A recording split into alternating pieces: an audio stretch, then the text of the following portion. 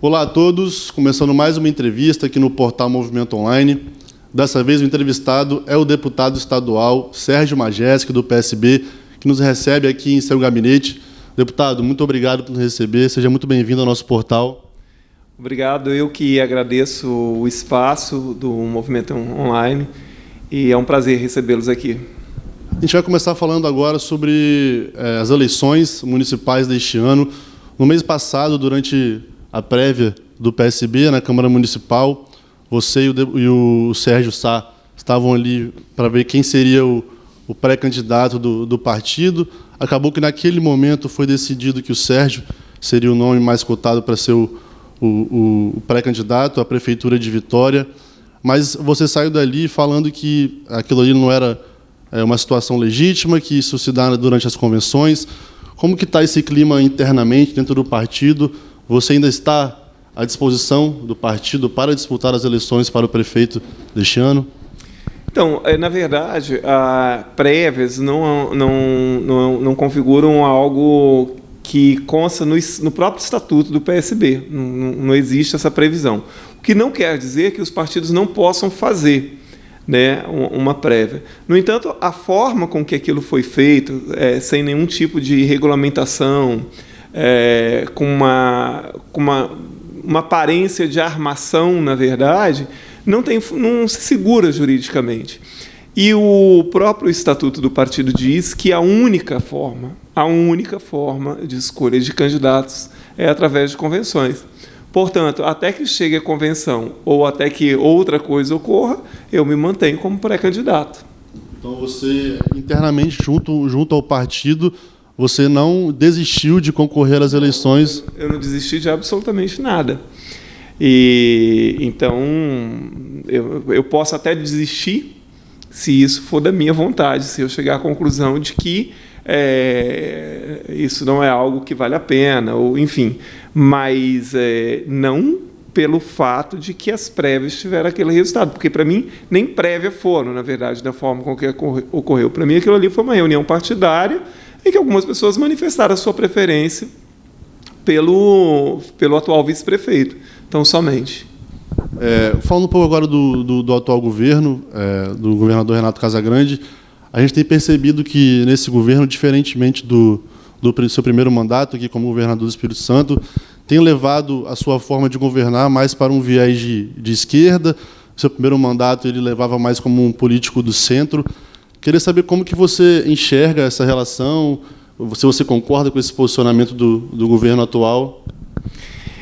Olha só, eu discordo da ideia de que o governo dele tem um posicionamento mais de esquerda. Eu acho que o posicionamento dele é o posicionamento de sempre. Assim, eu não vejo atitudes que poderia dizer assim, olha, isso é uma coisa da esquerda ou não. Ele é do Partido Socialista Brasileiro, né? Que é um partido, obviamente, mais... É um partido de esquerda, mas a atuação do Renato, eu nunca considerei ela uma atuação muito partidária. Então, assim, eu vejo as atitudes do governo Renato Casagrande muito semelhantes à do governo anterior dele. Eu penso que hoje o que está ocorrendo é que qualquer pessoa que não concorde com as atitudes do governo federal, do atual presidente, é taxado imediatamente de comunista, de esquerdista e não sei mais o quê. Mas eu penso que a posição do Renato é a mesma de sempre. Acho que não se alterou.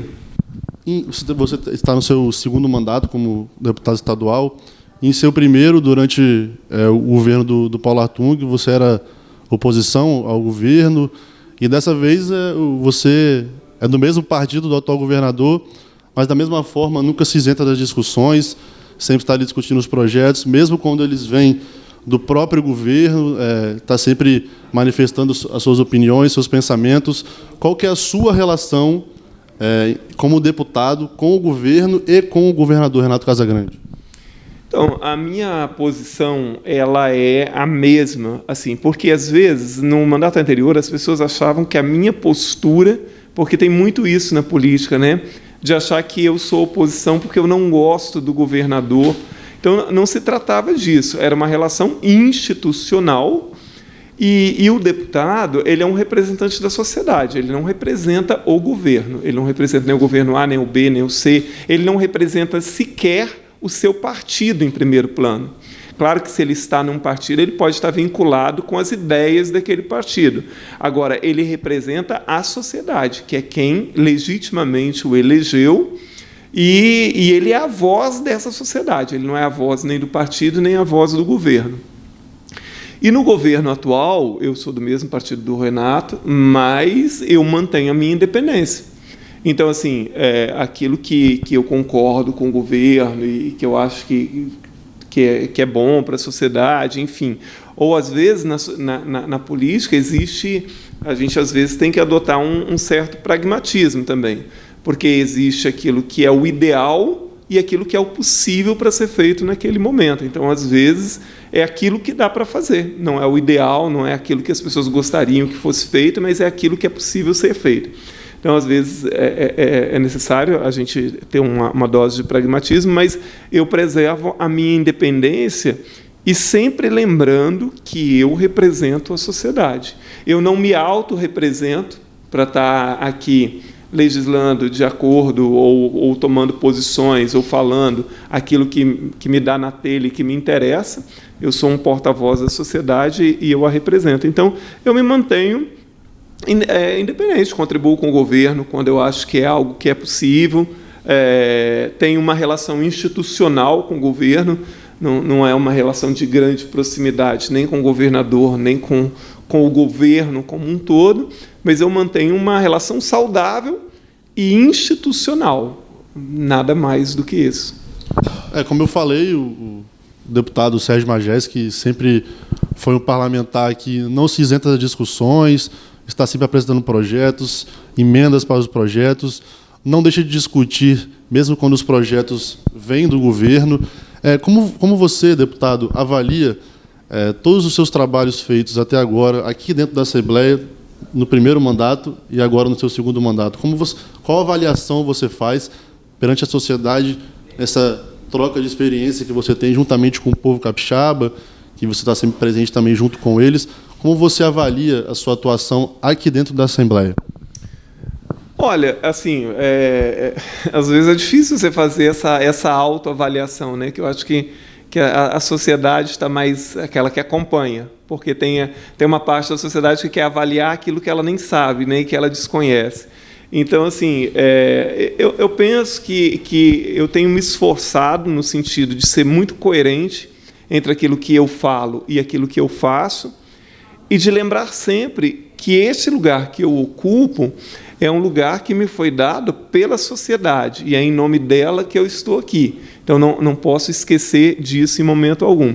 Então, eu acho que desde o dia em que aqui cheguei, eu tenho tentado mostrar realmente um novo fazer político, né? Uma nova forma de fazer política. Eu comecei fazendo um processo seletivo para os assessores do meu gabinete, eu acho que fui o primeiro parlamentar do Espírito Santo a fazer isso, e provavelmente um dos primeiros do Brasil, talvez até o primeiro.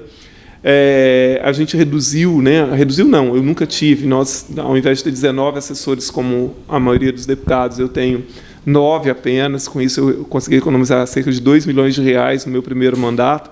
Então, assim, mostrando que é possível você economizar dinheiro público e fazer um trabalho digno ao mesmo tempo. Tenho dedicado muito o meu tempo à questão da educação, principalmente porque eu acredito que esse é o grande caminho. Não é que eu acredito, isso está provado, né, em vários países do mundo, que a educação é o grande caminho para a resolução da maior parte de todos os problemas. Não quer dizer que a educação sozinha resolva, mas sem ela, nenhum problema será resolvido, nem o da segurança, nem o da saúde, nem da pobreza, nem do avanço tecnológico, e por aí vai. Então, eu tenho me dedicado muito à questão educacional, que aqui no Espírito Santo nós temos, como no restante do Brasil, problemas graves ainda, e tenho me dedicado também muito à questão do bom uso do dinheiro público, da transparência, né, da administração pública, da fiscalização, porque Essa é uma das prerrogativas do parlamentar. Muitas vezes, quando você fala do legislativo, as pessoas dizem, o legislativo legisla, faz lei, muda lei, extingue lei, etc. E se esquece que uma outra prerrogativa tão importante quanto é fiscalizar, que é uma coisa que, inclusive, os legislativos do país abrem muito mão, né? Assim, você vê que o Congresso não fiscaliza bem, você vê que as assembleias não fiscalizam bem, as câmaras não fiscalizam. Então, assim, se nós cuidássemos mais de fiscalizar o bom uso do dinheiro público, a execução dos projetos, talvez a nossa evolução seria muito maior do que nos preocuparmos em estar fazendo o tempo inteiro lei, porque, às vezes, se outro dia uma pessoa me entrevistando, ela falou assim, porque eu gostaria de saber sobre a sua produção parlamentar, a sua produtividade parlamentar. Eu disse, olha, isso aqui não é uma fábrica para ter produtividade. Não se mede a competência de um parlamentar pela quantidade de projeto que ele apresenta ou deixa de apresentar. Porque, se assim fosse, então você vai ficar inventando, para mostrar que você é um grande parlamentar, você vai ficar inventando emenda, inventando leis o tempo inteiro, para, no final do ano, alguém dizer assim, olha lá, foi o que mais apresentou. Porque, na verdade, hoje, nós não temos mais muitas leis para serem criadas, né? Então, assim, não há como você imaginar que uma pessoa é eleita para ficar produzindo lei o tempo inteiro, porque se nós temos uma quantidade de leis gigantescas no país. Então, assim, eu tenho tentado também assim, manter sempre um bom diálogo com a sociedade, no sentido de entender o que a sociedade está pensando, o que a sociedade acha. É claro que, às vezes, entre aquilo que a sociedade quer e aquilo que é possível ser feito, há um distanciamento também, né? Porque o próprio processo político não é entendido por muita gente. Permaneço fazendo visitas às escolas estaduais, às APAES, às Pestalozzi, porque isso tudo envolve a questão da educação e da inclusão, né? Tenho me dedicado também à questão da inclusão da pessoa com deficiência. Enfim, infelizmente, nós não temos tempo, por exemplo, você não consegue se dedicar igualmente a todas as questões da sociedade. Por exemplo, eu precisaria me dedicar muito mais à questão da segurança pública, à questão da infraestrutura, à questão do meio ambiente, à questão da cultura. Você não tem perna para isso, né? Então, às vezes, você tem que priorizar aquilo que é de grande reflexo para toda a sociedade, como a educação, por exemplo, e a fiscalização do dinheiro público, em detrimento a outras questões, porque você não consegue dar conta de tudo isso, né? Mas, à medida em que a gente pode apoiar, nós apoiamos todos os movimentos em prol da sociedade, todos os segmentos que a gente possa, né? Mas, às vezes, se dedicando mais a algumas coisas, como eu pontuei. O deputado levantou um ponto que seria uma outra pergunta feita por mim. Antes de ser político, o deputado é professor de geografia, e eu queria te perguntar, já que você falou bastante, que é um parlamentar que atua bastante nessa área da educação, como você avalia a educação hoje aqui no estado do Espírito Santo? Olha só, é muito difícil você falar de avaliação de educação, assim, para as pessoas entenderem claramente como se avalia. Porque quando você fala assim, como se avalia a educação brasileira? Você tem essas avaliações externas, né, esses índices, como o IDEB, por exemplo, né, que é a principal avaliação da qualidade de educação no Brasil. Tem avaliações externas que são internacionais, como o PISA, por exemplo. Aqui no Espírito Santo tem uma avaliação própria, chamada PAEBS, que a gente tem que entender isso tem que estudar muito de uma forma meticulosa para você não ser enganado por esses índices. Então, por exemplo, o Espírito Santo é considerado o estado com o melhor IDEB do país. Em tese, então, o Espírito Santo seria o estado com a melhor educação do país. E isso não é verdadeiro, assim, porque o IDEB ele é medido por uma prova que é feita por determinados alunos e pelo fluxo de alunos nas escolas, quantos alunos passam, quantos não passam, enfim, né? E aí o que acontece? Hoje, se você olhar, a nota do IDEB do Espírito Santo, a média do IDEB do Espírito Santo é inferior a 5, como de todos os outros estados. Então, é como se nós temos 27 unidades federativas, 26 estados e um Distrito Federal. É como se toda fosse uma classe de aula com 27 alunos, está todo mundo reprovado, mas o Espírito Santo está reprovado com a maior nota, né? É isso que acontece.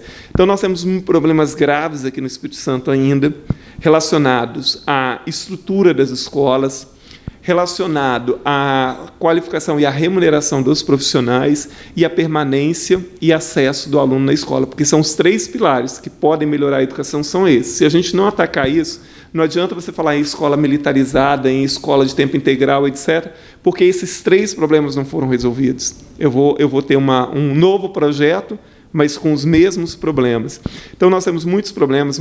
Na era do Paulo Hartung, muitas escolas foram fechadas, muitos turnos foram fechados. Em vários municípios, hoje, não tem turno noturno mais funcionando. Quer dizer, o aluno trabalhador está estudando aonde? Então, assim, no governo passado, muitos alunos foram expulsos, na verdade, da escola. E nós estamos ainda pedindo o governo para reabrir muitas escolas, para reabrir muitos turnos, porque pouco foi reaberto também nesse governo. Então, nós temos quase 60 mil alunos em idade escolar fora da escola, no Espírito Santo. Nós temos mais de 200 mil jovens entre 18 a 29 anos que não concluíram a educação básica também fora da escola. Então, tem muito o que fazer para a gente dizer assim, olha, a educação do Espírito Santo ela é boa, né? Falta muito para isso. Como eu falei anteriormente, o deputado, além de ser político e deputado estadual, é professor de geografia. E a pergunta que eu vou fazer agora, deputado, é mais uma questão de curiosidade. Quando que você percebeu, teve aquele clique de que você queria sair dessa vida de professor, de sala de aula, para ser político e para se prestar esse papel perante a sociedade?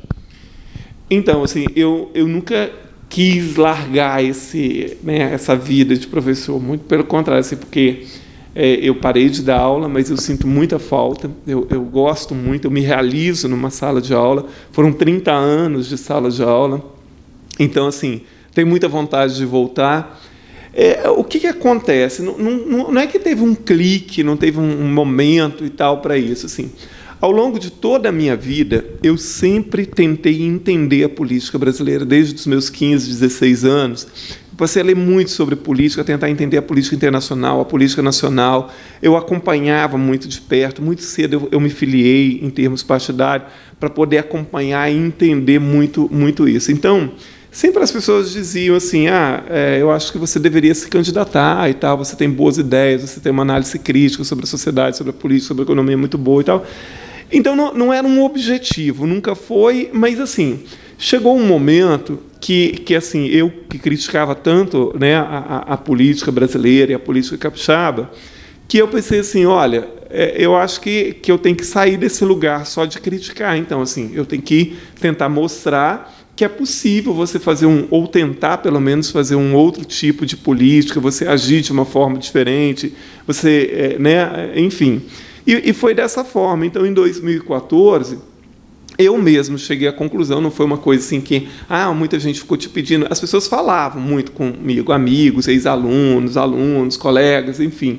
Mas foi uma decisão minha mesmo, porque eu achei assim, olha, e penso isso, eu falo o tempo inteiro, se a parte que se considera boa da sociedade, né, a parte que é cidadã, a parte que enxerga os problemas da sociedade, que tem uma visão sobre a política e a economia, se essas pessoas não se animarem a entrar na política para ocupar esses espaços, então, sempre serão ocupados, em sua maioria, por oportunistas. Uma vez que uma parcela da sociedade que passa a vida criticando, ela mesma não quer, porque às vezes você vê uma pessoa criticando a política, os políticos, e você diz, olha só, então por que você não se candidata na próxima eleição e tenta mostrar que existe uma outra forma? A maioria das pessoas não querem, até porque é muito mais fácil você criticar do que você tentar fazer.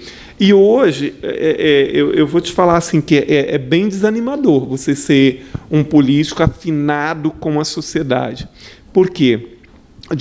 Esse quadro do radicalismo que existe, esse inferno que se transformaram as redes sociais, e porque você vai ter sempre alguém, por melhor que você faça, por mais transparente que você seja, vai ter sempre alguém te criticando, te xingando. Então, assim, é desgastante você tentar, é como se você nadasse contra a maré todos os dias, porque também o sistema ele está armado para que alguém que faça diferente não consiga avançar. Então, é bastante problemático, mas assim, foi a partir dessa ideia de acreditar, e eu continuo acreditando, que a parcela boa da sociedade ela tem que se animar. É como você pensar assim, olha, ninguém quer ser síndico de um prédio, né, mas alguém tem que ser. né? Assim, tem coisas que a sociedade todo mundo quer, eu quero políticos melhores, eu quero que os políticos sejam melhores, mas quem são esses políticos melhores? Os políticos nascem da sociedade. Então pode ser você, pode ser ele e tal, mas as pessoas têm que ter coragem e se animar para isso, né? Você tem alguma inspiração política ou de algum educador que, assim como você, saiu dessa área e foi para a política? Não, várias pessoas me perguntam isso, né? Assim, se eu me inspirei ou se eu me inspiro em alguém, em algum político e tal. E eu sempre respondo o seguinte: eu me inspiro no político que eu queria ter eleito um dia.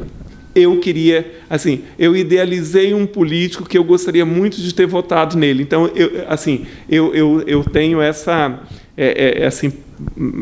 eu sigo essa questão, né? Assim, eu me ponho no lugar do eleitor e me ponho assim, no meu lugar como eleitor, o político que um dia eu idealizei, que eu gostaria de ter votado nele, né? Mas não tem ninguém assim que eu falo assim, olha, essa pessoa me inspirou e tal. Tem muitos políticos que eu admiro, mas nenhum assim que eu possa dizer assim, foi uma inspiração para mim, isso não. Agora, para finalizar essa nossa entrevista com o deputado estadual Sérgio Majeski, é claro que o deputado é um deputado atento aos acontecimentos do Estado, do país, do mundo. Eu queria perguntar para ele agora como é que ele enxerga o governo Bolsonaro até então, nesse momento, quais são os pontos negativos, quais são os pontos positivos, qual a sua visão sobre o governo Bolsonaro até esse momento?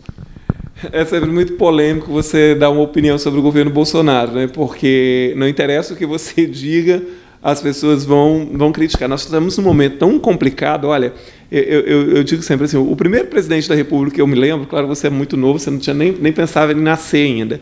Lá no começo dos anos 70, o primeiro presidente que eu me lembro foi o Garrastazu Médici. Mas eu nem entendia direito o que era presidente. Depois o Ernesto Geis, depois o general Figueiredo, tudo isso no período da ditadura ainda. Foi na época do Figueiredo que eu comecei a entender um pouco a política brasileira e o que acontecia no Brasil, e depois dele, né, o Sarney, e por aí por diante. E todos os presidentes eu sempre critiquei, como boa parte da população brasileira, e também vi as coisas boas que fizeram. Nós chegamos num momento agora tão radicalizado que qualquer coisa que você fale sobre o governo, as pessoas vêm com 4 pedras sobre você, não interessa o quê, né? Então, assim, eu acompanho a vida política do Bolsonaro há mais de 20 anos. Então, assim, nada do que ele fala e faz me surpreende, porque foi isso que ele fez durante a vida inteira dele. Nunca esperei grande coisa dele como presidente também, assim, pela trajetória dele como deputado. Agora, eu vejo com muita preocupação, passado mais de um ano de governo, que continue se criando polêmicas inúteis, né? Então, assim, uma hora é eleição que não sei o quê, outra hora é não sei mais o quê, sempre polêmicas porque tem polêmica que é boa, né? Tem uma polêmica que você cria a polêmica em cima de um projeto que você está apresentando, de uma ideia que você teve, que pode resultar numa coisa boa. Vai causar polêmica, tem gente contra, tem gente a favor e tal, mas lá no final isso é bom para a sociedade como um todo. Essas polêmicas, elas são inúteis e elas desviam a atenção, quer dizer, o tempo que deveria estar se discutindo como melhorar a educação, que projeto nós poderíamos, né, ter para a educação, ou para a saúde, ou para a segurança e tal, estamos sempre em volta de políticas inúteis. Assim, essa semana, por exemplo, a Bolsa despencando agora de novo hoje, né, 2 vezes essa semana, essa questão do coronavírus, quer dizer, há uma incerteza gigantesca diante daquilo que vem, né? Ninguém sabe, ninguém arrisca nada, os governos sérios do mundo inteiro preocupadíssimos e lançando ações para tentar amenizar os efeitos dessa crise econômica, enquanto o presidente diz que a crise é uma fantasia, que o coronavírus é um exagero, que não sei mais o quê. Quer dizer, tem que haver um outro tipo de expectativa, né? Assim, uma liderança que inspire, que faça acreditar tanto os investidores estrangeiros quanto a população. Então, assim, eu por enquanto vejo o governo com muita preocupação por essa falta de direcionamento, né? Assim, para onde a gente está indo? O que a gente espera alcançar na educação, na tecnologia, na segurança? Mas eu espero que a ficha caia, né? As pessoas confiaram nele para presidente do Brasil e eu acho que ele tem que corresponder e lembrar obviamente, que ele governa para 210 milhões de brasileiros. Ele não governa apenas para quem votou nele. Porque a partir do momento que você é eleito, não interessa se é para governador, prefeito, não interessa. Se você vai trabalhar para a sociedade como um todo. Você não trabalha apenas e fala apenas e discursa apenas para aqueles que te elegeram, né? Pessoal, essa foi mais uma entrevista do Portal Movimento Online. O entrevistado de hoje foi o deputado estadual Sérgio Majeski. Mais uma vez agradecer aqui pela presença. Pela presença não, né? Por ter nos recebido em seu gabinete. Muito obrigado. Eu sou o Daniel Marçal e até a próxima.